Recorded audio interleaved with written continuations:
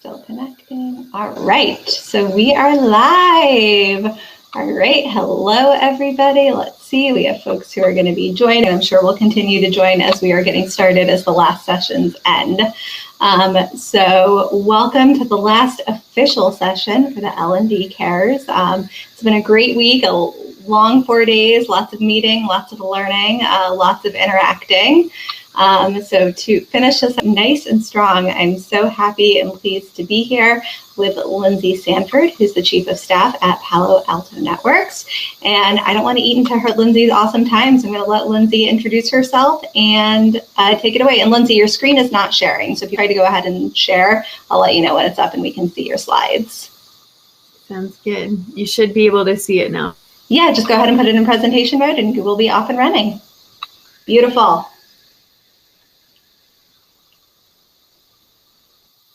I joined Palo Alto Networks about 3 years ago. I started in employer brand. I've had about 10 years of experience in employer brand, and I went over to Palo Alto Networks to build their strategy. After about a year of working in employer brand, we started to incorporate internal communications as well. So it was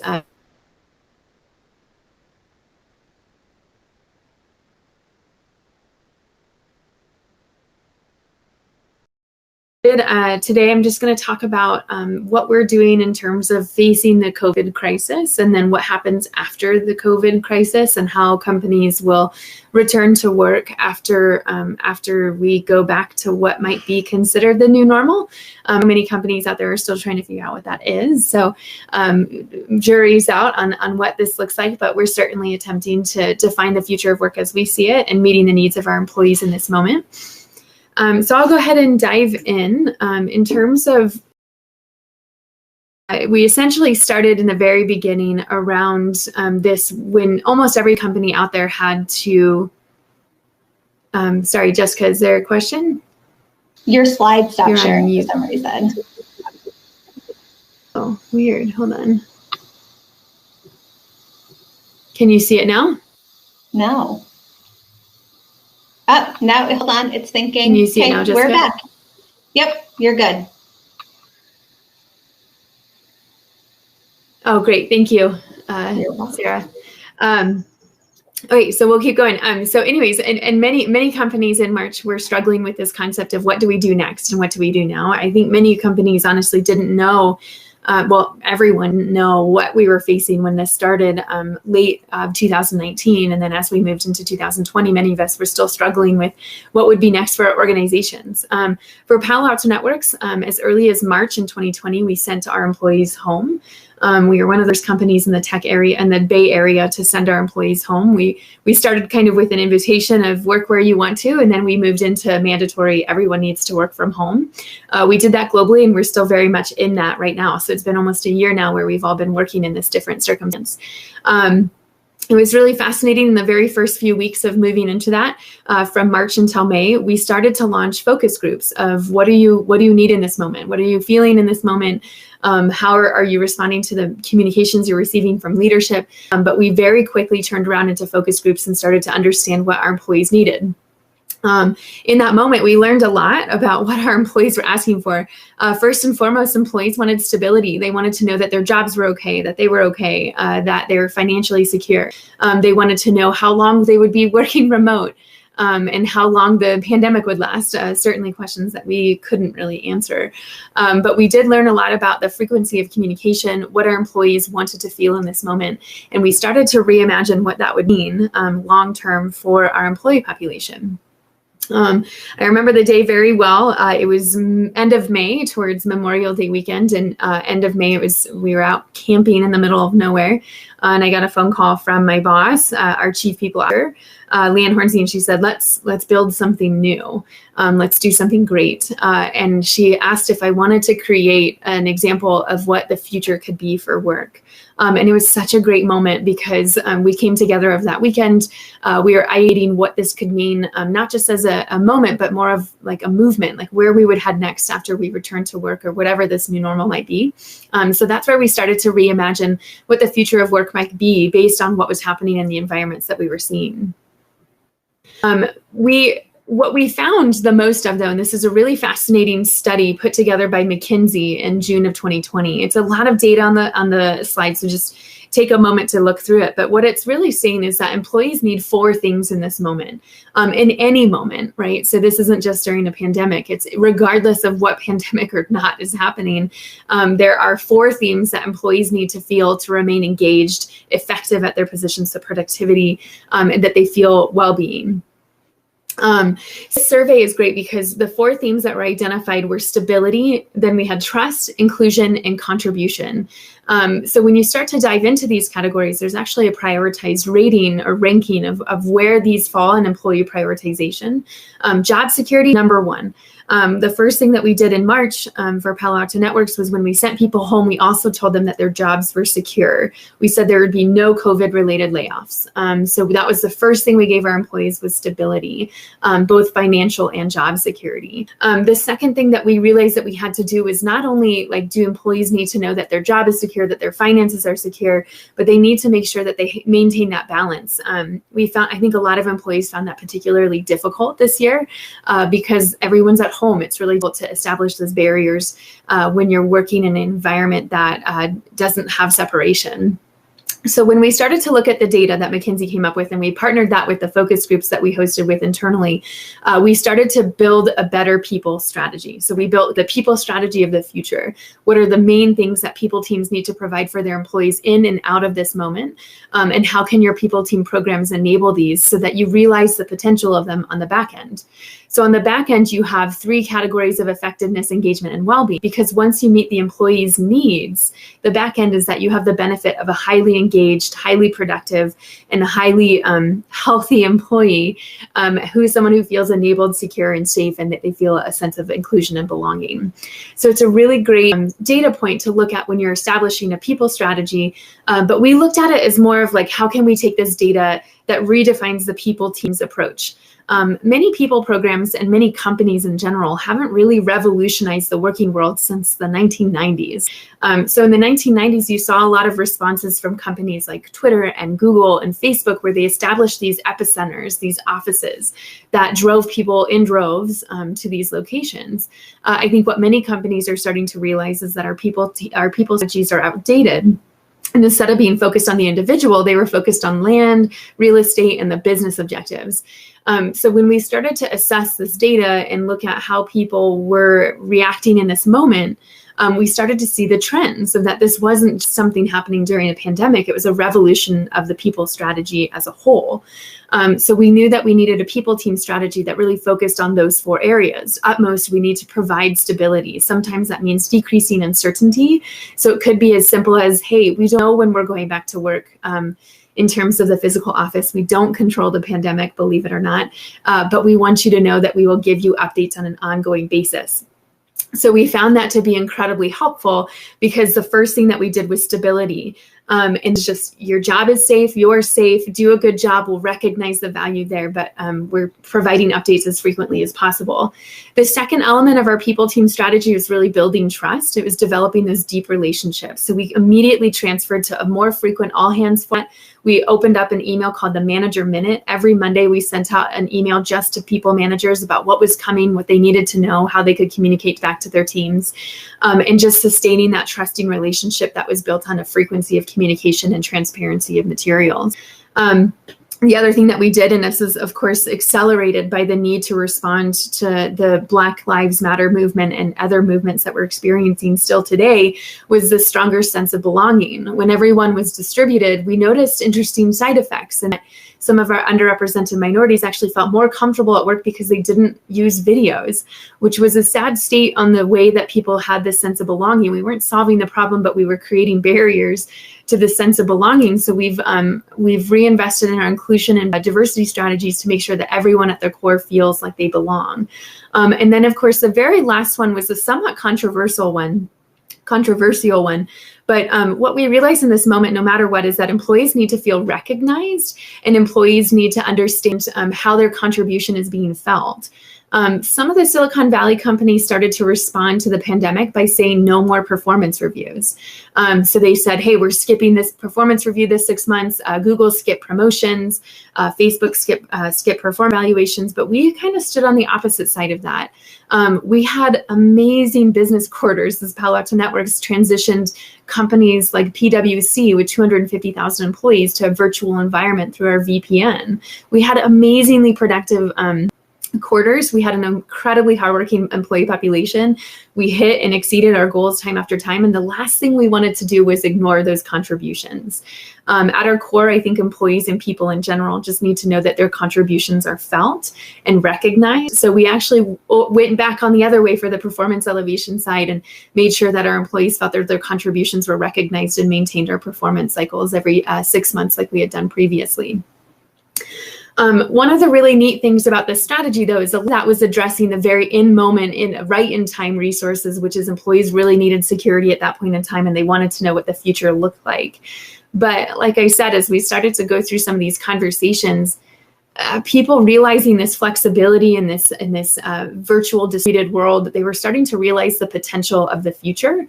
And many studies have been done, many surveys, let's say, have been done. Studies is a strong word. Many surveys have been conducted about what people want in this moment. And what we're realizing is that it's a catalyst to change the way we work forever. The pandemic has prompted a lot of responses from companies, and what we're seeing from employees is that they're seeing this as a moment for companies to hit reset and to change the way they do things. And that's where the concept for Flexwork came from. We created Flexwork to say that, ultimately at the end of every day, we want to prioritize the individual over the employer. A lot of companies have moved to one size fits all benefits. You have 3 medical options. So you pick from 3 different medical packages. You come into work every day because that is what we prioritize. You learn in the same cohort. So you learn with a group of people similarly. You learn in the same style. You all take the same e-learnings. But what we realize is that we've moved far too far away from prioritizing the individual. So the more that you can bring the focus on the employee themselves and give them the autonomy to make the decision for themselves, the more you meet the needs of the employees. And kind of at the core of that is inclusion and belonging. Because the less assumptions you make on behalf of someone, the less decisions you make on behalf of someone, the more they find the right solution for themselves. So at the core of everything that we're doing with Flexwork, which is determining the future of work, is personalization. So when we look at this, we're actually re-examining all of our programs within Flexwork and within the people team at Palo Alto Networks. There's a lot of work packages involved in this, but these are some of the primary ones that we're re-examining. When we look at FlexLearn, Flex Benefits, these are all kind of touching into different ways that we're re-examining the historical way that we've done things and reinventing them to make sure that it's really more focused on the individual. So you see at the top, it's FlexLearn. We're not doing learning in cohorts anymore. We're doing learning on demand so that employees demand learning that fits their time, fits their needs, and fits their format and style. Then we see Flex Benefits. We're introducing new ways to select benefits. It's not one size fits all or 3 size fits all anymore. It's how do you want to invest your benefits money, and how do you shape an industry that has been so regulated heavily to create more opportunities for personalization. Flex Connect is, with the reality of Flex is the new normal, that means that we have to keep our employees connected in a variety of functions. So it's how do we keep them connected if they're distributed? How do we keep them connected if they're mixed? How do we keep them connected if they're on site? But it's all about re-examining that way that we maintain connectivity. And the same goes for how we engage with our employees if we're leaders, how we lead our employees, and how and where we work. So a lot of this, of course, is location-based. So when we look into the new world, we're looking at a flexible environment where, frankly, I see no world where 5 days a week is I see a world where we return to what it was, which is 5 days a week in the office. And I see it very much evolving to a hybrid and distributed state.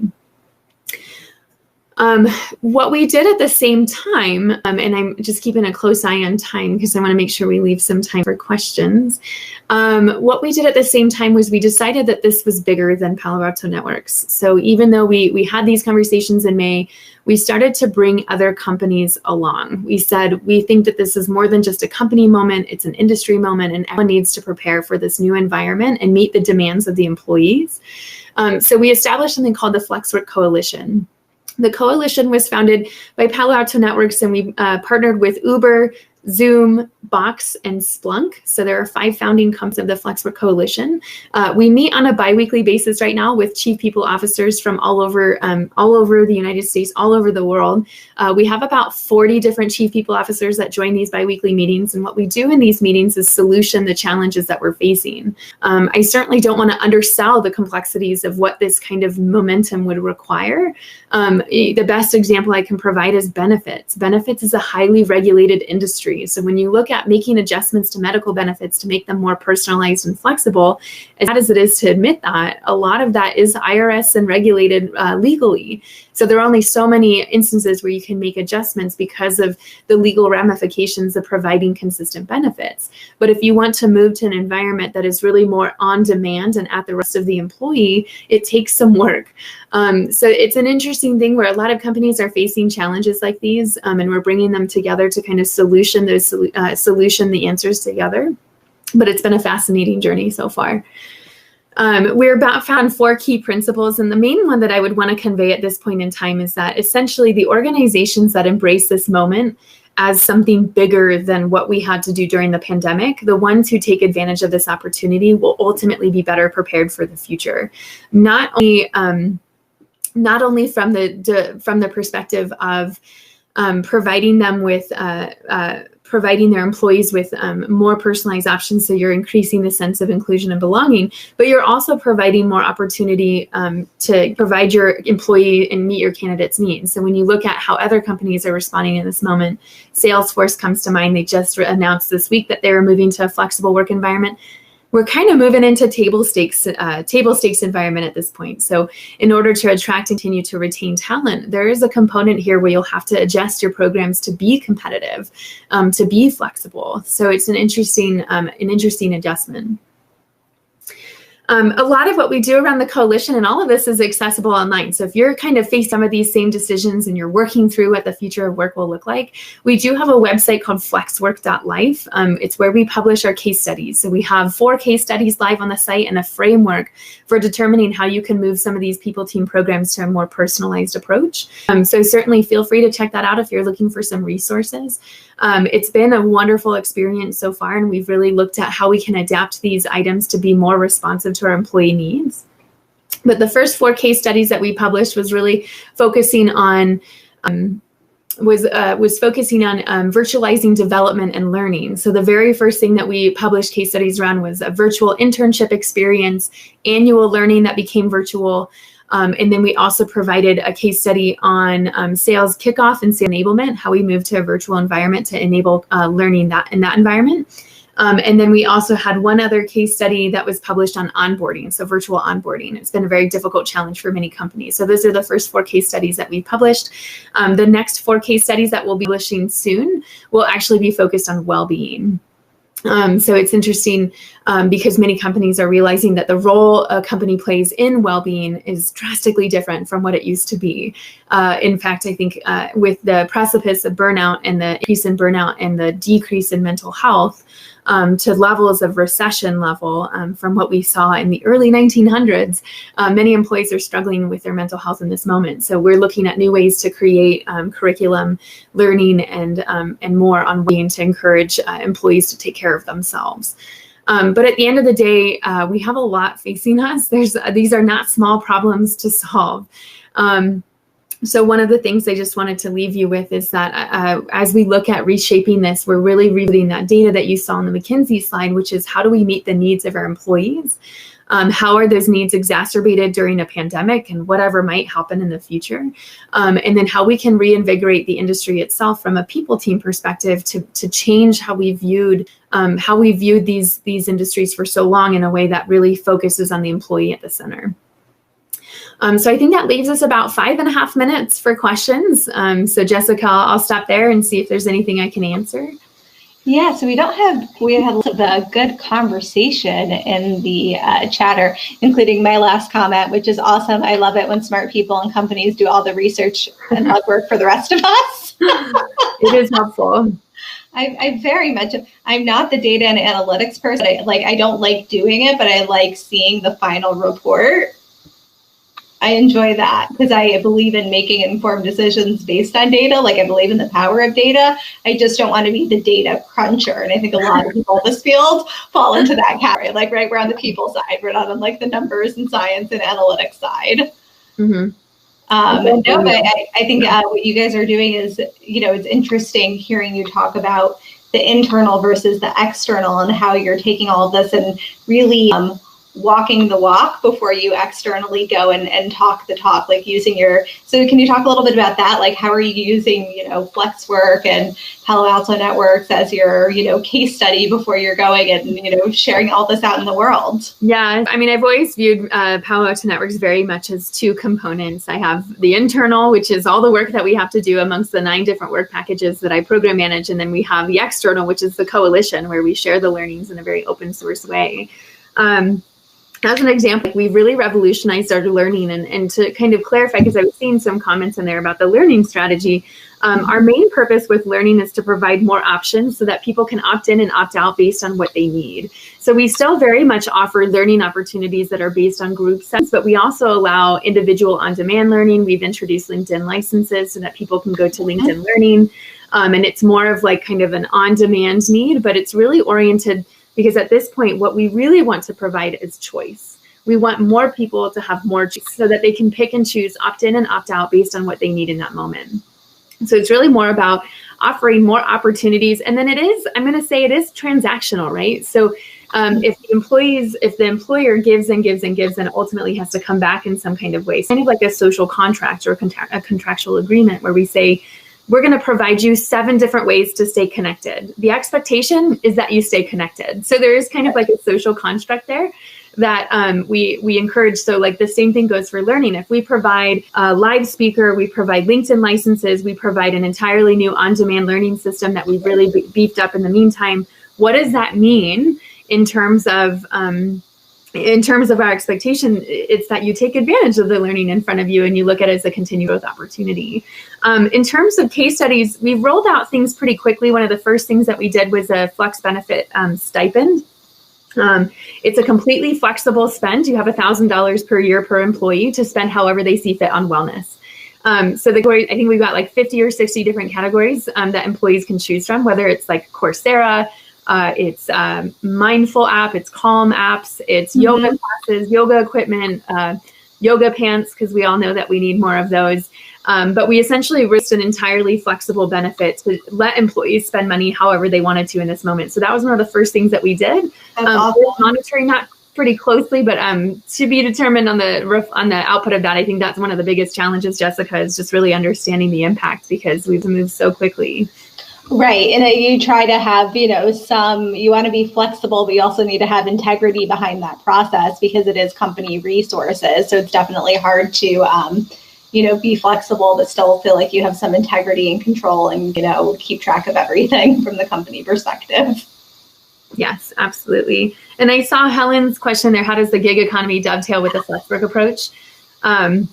That's an interesting one because obviously there's a lot of complications when it comes to contractors and how to treat contractors. When we look at it and when our companies look at it, because Uber is a big part of the coalition and obviously their situation is very unique. It's very much the gig economy. The way that Uber is looking at this is just finding more ways for people to opt in and opt out based on their comfort levels. From that perspective, I think most of their well-being efforts have been really focused on providing for employees at a flexible arrangement. So they've offered more like subscription services. I think there's a legal barrier.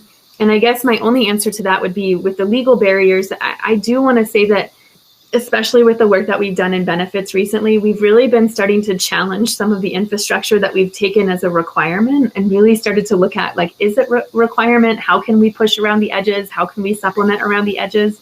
Because I think to Helen's point, it's very difficult to take care of contractors because at times the more you treat a contractor like a full-time employee, the more legal risk that you're running. So it's a difficult time right now to kind of navigate that. But I guess the one piece of advice I would give based on the conversations we're having around benefits is just finding other silos we beef up the support for those employees in the meantime. Yeah, that's an interesting point with the gig economy, and especially with contractors, because there are those legalities that definitely go into them. We were talking a lot about that in my company of employment law hasn't caught up, right? Like if somebody's in the office and is having neck pain, what you're legally obligated to do if they're in the office versus if somebody's in their home are two different things. But when that person doesn't have a choice to go to the office, how does that work? Right. And there's no case law and there's no employment law, like it just hasn't caught up. So then it kind of becomes the discretion of the company and what's the ethical thing to do versus what you're legally obligated versus the precedent the company wants to set. And it's definitely tricky. And the bigger you are, trickier it is because you can't do this for one person and then not do the same thing or something similar for somebody else. Yes, definitely. Jessica, does that mean that we're at time now, or I wasn't sure? We are at time, but thank you so much. I mean, information is fascinating, and it's fascinating to me that you guys were doing this pre-COVID, and then COVID has really just taken all of this work you're doing and this subject and really put it in the spotlight. And I think that some people who are watching now and will be watching later, will definitely be able to tap into those resources. I did share that flexwork.life website in the chat. So if people wanted to check out those studies that you were mentioning, they can go ahead and check those out. But thank you so much for spending your Friday with us. Wish we had more time. I want to know you're one of those people, Lindsey, I just want to know everything that's in your head. I don't know. That's a scary place to be for sure. But thank you for having me. Place to be. All right, so with that, Lindsey was our last official session. If you fall into the job seeker category, Liz is about to kick off our final day of summary and learnings, and then we have a live talent fair that companies who are hiring will have some folks available to connect and talk with job seekers. So thank you all for tuning in this week. We appreciate all of you and hope to see you soon. Thanks.